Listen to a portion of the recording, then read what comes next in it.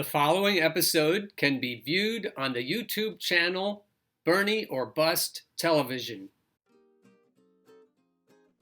This is Kerri Barber for Progressive Insider, and I am here with the creator of Bob TV, and this is Alan. Alan, how do you pronounce your last name? Howell. Howell. Alan Howell. So It's like Thurston Howell. the third, right? Yes. For those of us who are the older activists. But thank you so much and welcome. Thank you. So tell me a little bit about Bob TV for those who still aren't familiar with it. Bernie or Bust Television started as a way for me to get the word out about the movement that Revolt Against Plutocracy's Victor Tiffany started in the last election cycle. Wonderful. So you have been doing this now for a number of years then. Well, since July. I bumped into Victor. I was looking for the pledge, the Bernie or Bust pledge, because I knew I had signed it last time. So I was looking for this time's iteration of it. And in looking for it, I didn't find it. So I started my own petition, Move On petition. And then I finally found Victor on Facebook. So we started chatting. And he said that it was difficult to get the media to cover Bernie or Bust this time as compared to last time. So I tried to become my own media. What an enterprising thing to do. So how has that been going for you so far? Well, it's been starting slowly, and I had zero skills as a videographer. So I was using the skills I had in other areas to try to, in storytelling. I'm a teacher, so I'm used to talking to people. And so I just figured out how to do video editing recently. So that's helped. If you follow my show from the very beginning, you'll see a real steep learning curve on my part. You'll see how I learned to do different things. And so that's how it got started. I just noticed over the months that I got more and more people interested in it. I'm not sure if it was because it was a little slicker as time went on, or just people discovered it. That's actually pretty insightful. And I have to say, you had no videography skills. You just had experience talking to people. What an audacious venture then to go out in front of the world and start this Bernie or Bust network, or at least pick up and run with it. So tell me a little bit about the programming and what exactly you cover. The main thrust right now is the Bernie or Trump swing voters in Michigan, Wisconsin, and Pennsylvania who denied Hillary Clinton the general election last time and gave it directly to Donald Trump.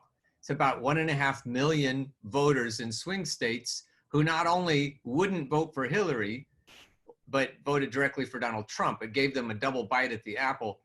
And in a close election, it's pretty clear from Emerson polling that that will happen again. And again, there's nobody else talking about it. No lefty pundits, no conservative pundits. No, there's one conservative pundit that sort of talked about it. I can't remember his name at the moment, but the centrist corporate pundits absolutely won't touch it. They sneer and snarl at it. You talk about these voters in these swing states.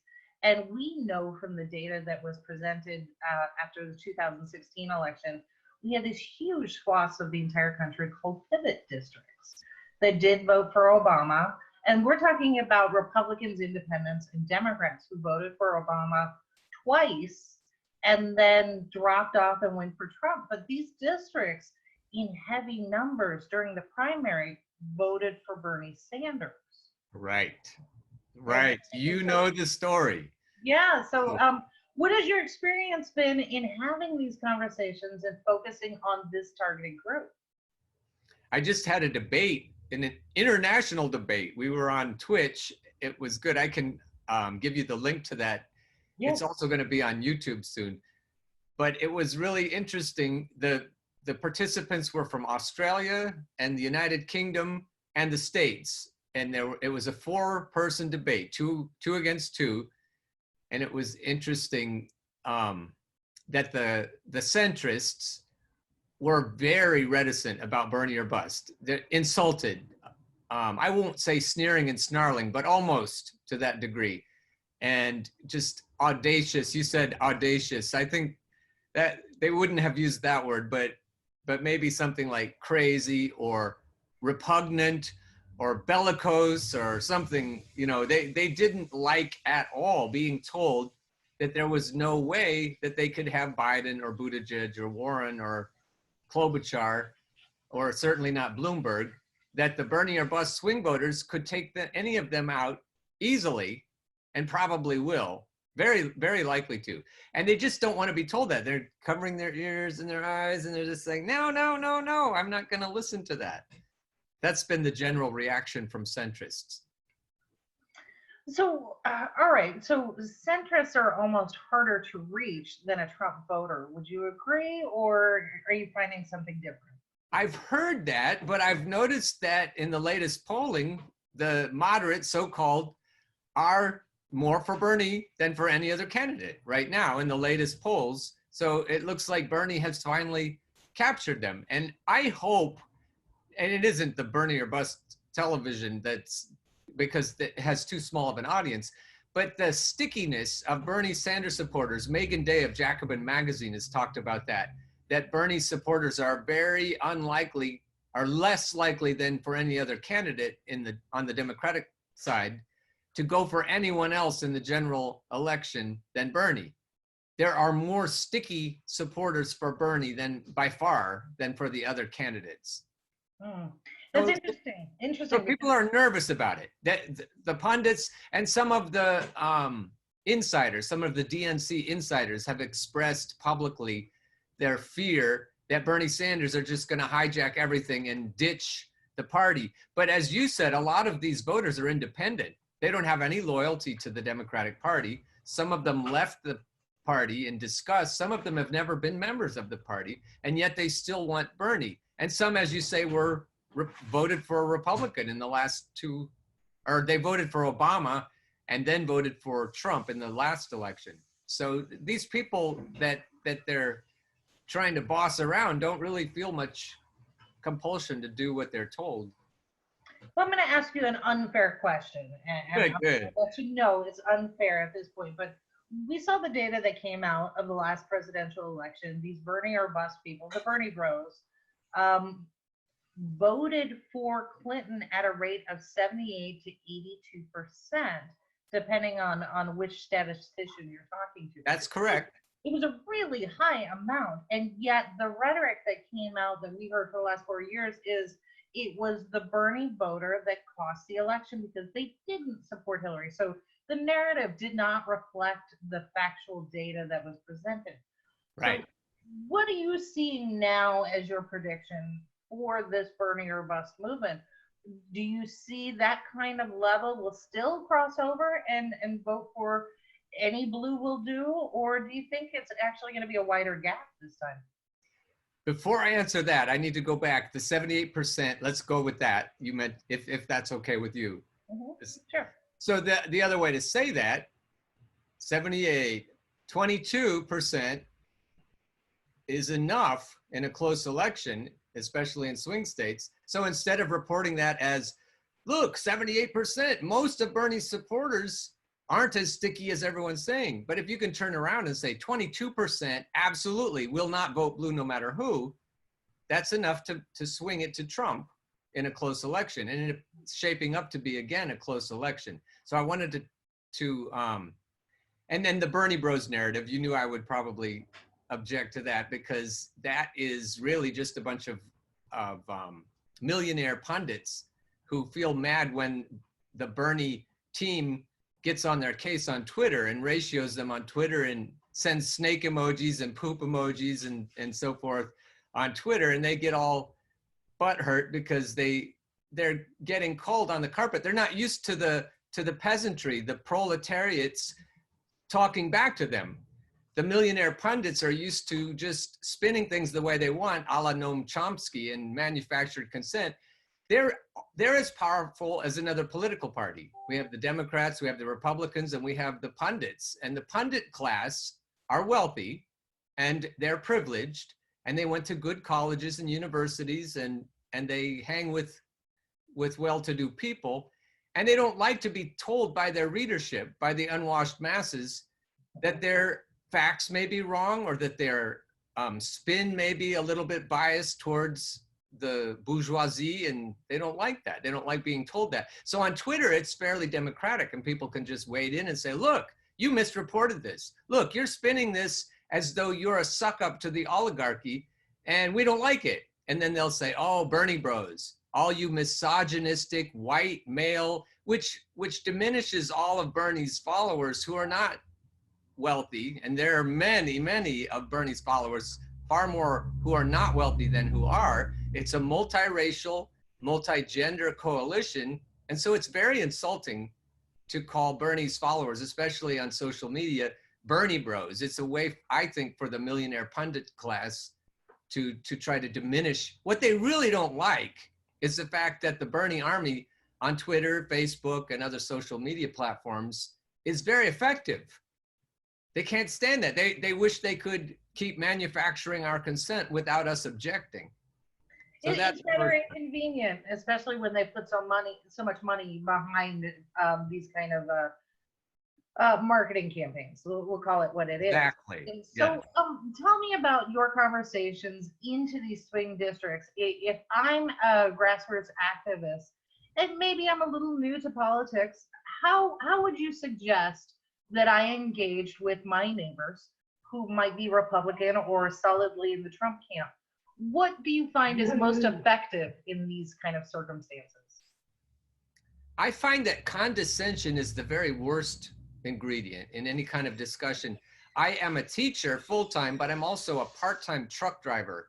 And I grew up in the Pacific Northwest. I grew up in a logging family. And so I grew up blue collar, and then I went to college, went to a fancy college out west. And so I'm kind of amphibious. I can kind of swim in both worlds. And what nobody who works hard for a living wants to hear is any kind of tone of condescension or being called low information or saying, oh, you get all your information from Fox News. And then the other part that doesn't work very well is the woke signaling, all the identity politics. Now, for me, I find identity politics to be very important. I really want disenfranchised people to have what they need. I want minorities to have what they need. I want women to have what they need. I want the LGBTQ community to have what they need.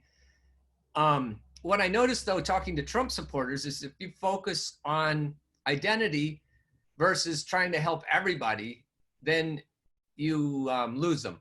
And if you're talking to Democrats or Democrat-leaning voters, and you focus on, if they focus and you focus in a conversation on identity, suddenly you find division even amongst left-leaning voters. You find that they think, well, we need a woman to be president.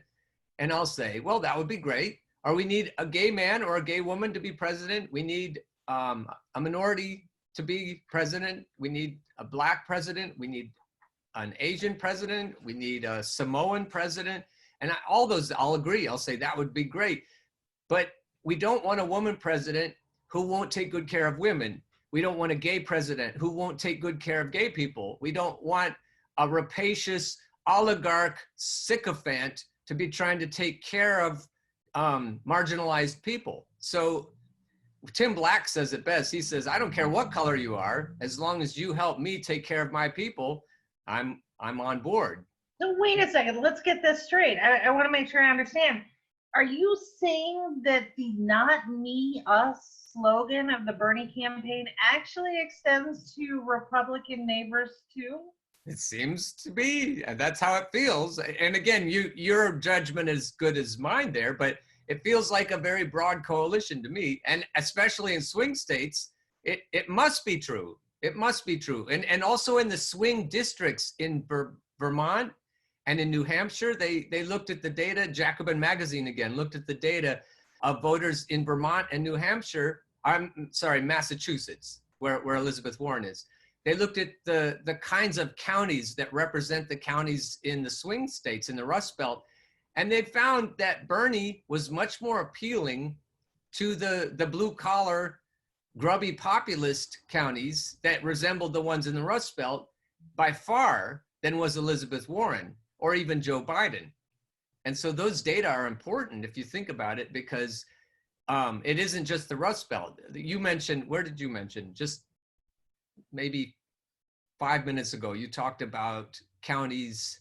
Oh, the pivot counties. The pivot, right. That's a good word for it. The pivot counties. That's where Bernie really does seem to be. The not me, us really does seem to apply, because a lot of independents don't know if they're conservative or liberal or progressive. They just are tired. They're just fed up. They don't want more of the same of whatever it is. Hope and change sounds good to everybody, not just Democrats. That's an excellent point. So let's switch gears a little bit. And for those who might not be familiar with what the work that you're doing on Bob TV, what do you want people to know about that network, and why should they start tuning in?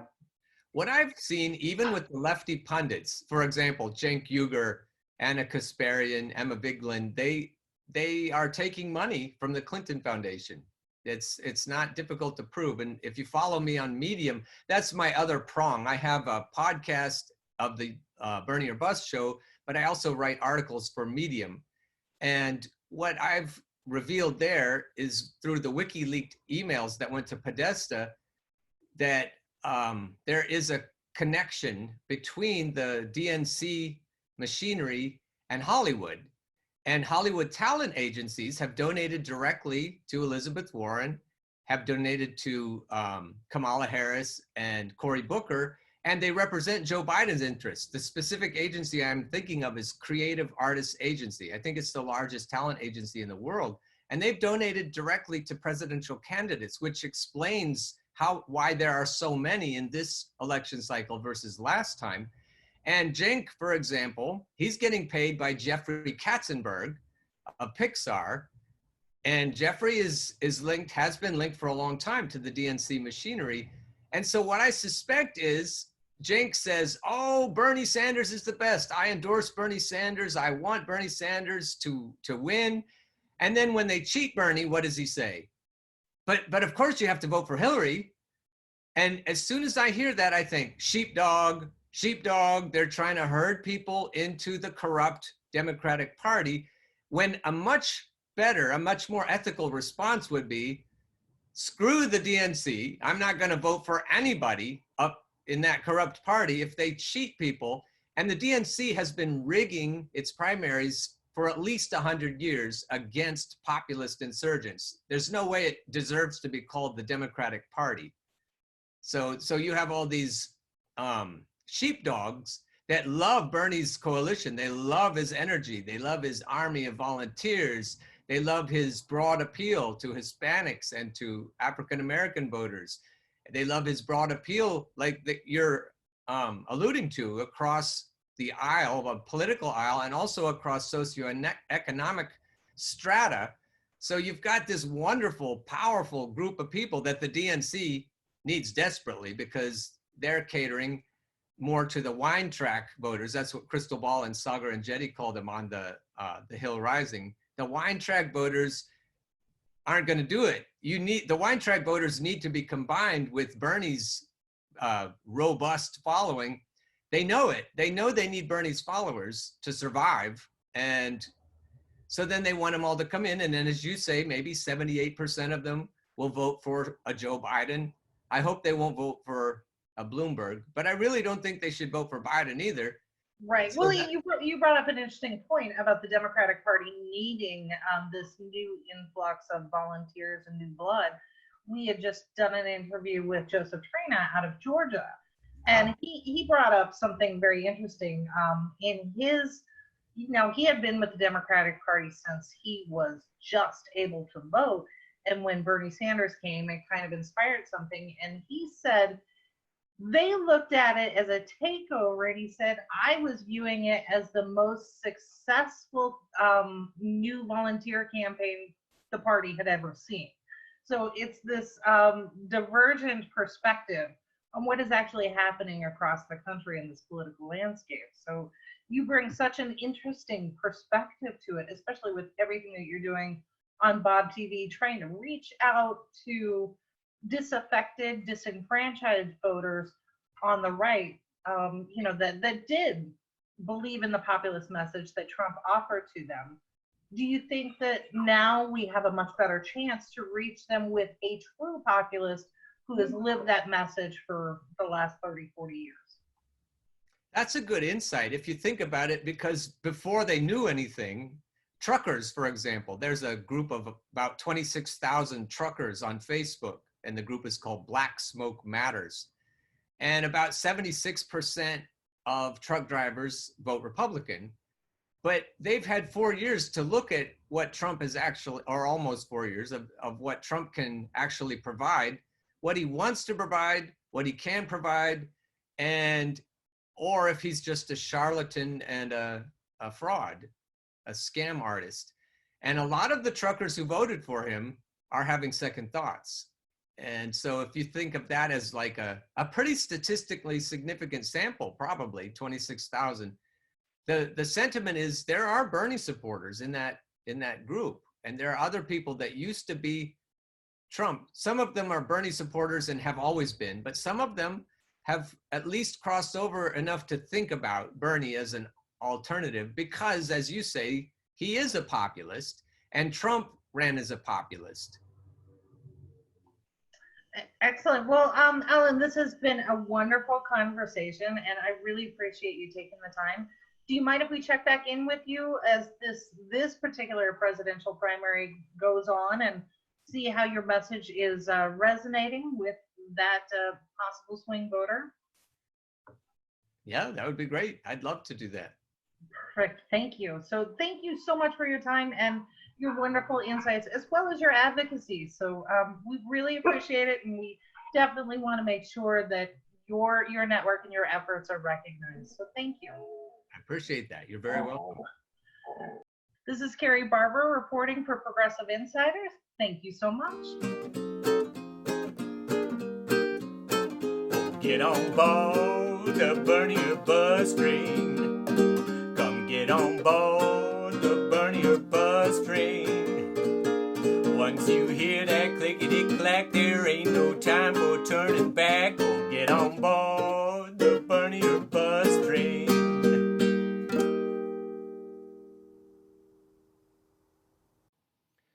The preceding episode can be viewed on the YouTube channel Bernie or Bust Television.